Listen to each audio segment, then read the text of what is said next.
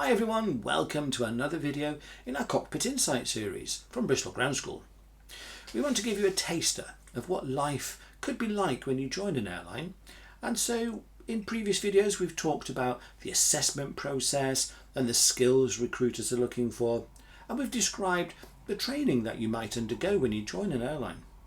In this video I want to talk about navigation and how in the airlines we find our way around the skies. So if you've done a PPL or an instrument rating, then you will have navigated along a VOR radial and probably an NDB if you're training near one that's still operational. But it's not usually how we navigate in a modern airliner. Airways in the sky traditionally were constructed to route from VOR to VOR or NDBs, which are both ground-based radio aids, because when the skies were carved up into airways, VORs and NDBs were the main navigational references. So you would therefore expect to fly from one radio aid to another, all the way to your destination along the planned airway. But we rarely do that these days, and it's no longer that common to fly along airways. The whole of the upper airspace is controlled, so there's no need to be restricted to flying along a 10-mile wide band of airspace. For example, if you were to fly from Heathrow to Edinburgh, you might not even finish the SID, the standard instrument departure, before being told to fly a radar heading.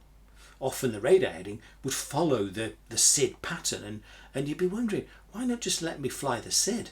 It was almost as though the controller wanted to make some more work for themselves. But actually, the separation between aircraft can be reduced if all the aeroplanes are on radar headings, compared to, say, flying along a designated navigation route. In other words, by putting aeroplanes onto headings, you can cram more aeroplanes into the sky. These days, that's really important because a quick look at Flight Radar 24, other apps are available, will show you just how crowded the skies are. Now, our flight from Heathrow to Edinburgh may stay on radar headings most of the way to destination. If the airspace frees up a bit, then you'll probably be told to route directly to a waypoint, which could be a radio aid, but you won't be given a radial to fly. They wouldn't say fly the 185 radial to Pole Hill. They would just say fly direct to Pole Hill, and you would just select that waypoint in the FMS and the aircraft will use GPS to navigate towards it. It doesn't matter whether it's a VOR or a lonely waypoint defined by latitude and longitude coordinates. You, the pilot, won't notice any difference. When you arrive at Edinburgh's airspace, you may or may not get to fly the star. Standard instrument arrival, that is. You'd be given a star to expect, but may end up flying radar vectors all the way to the ILS. Again, if it's busy, then it's just easier for the controller to manage the traffic if they're controlling all the aeroplanes directly, rather than just allowing them to follow the published routes. I cannot remember ever flying a VOR radial other than, say, on a VOR approach. And that was years and years ago, long before RNAV and GPS approaches were common. I certainly didn't fly radials to a VOR en route somewhere. But that doesn't mean to say your hard-earned skills that you'll develop during the instrument rating won't be needed if you join an airline. You'll still have to do that kind of navigation in your simulator training sessions, just for practice, just to show you can still do it if it was ever needed. I remember one year we had to practice NDB tracking. If you've ever done NDB tracking, you'll know exactly what I mean.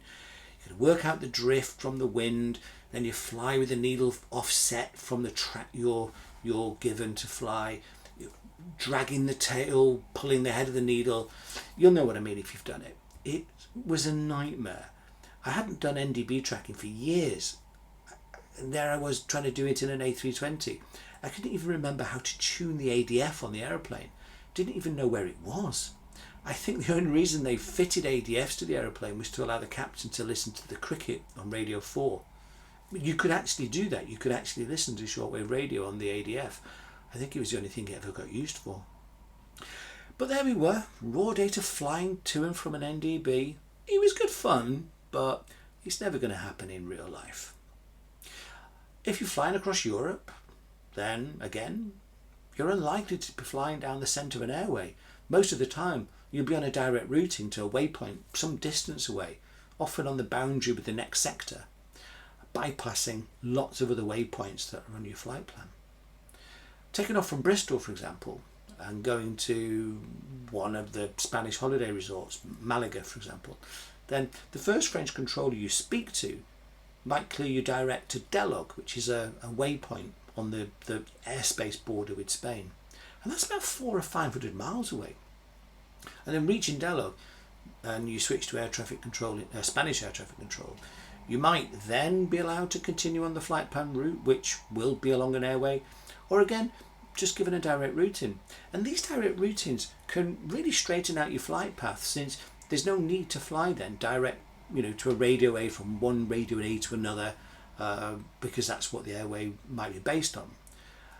And therefore there's no need to zigzag your way across Europe, so saving time and fuel. And that's how it works. Now, of course, your sophisticated GPS and inertial reference system equipment could fail and leave you only with traditional nav equipment like the VOR. But in this case, you'd probably just ask for radar vectors, because if you've lost your FMS, then you've lost much more than your navigational facility. This is the discussion though, for another day probably. For now, I hope this has been an interesting video, an interesting insight in how we usually do things on the flight deck, and we'll see you in the next video. Bye for now.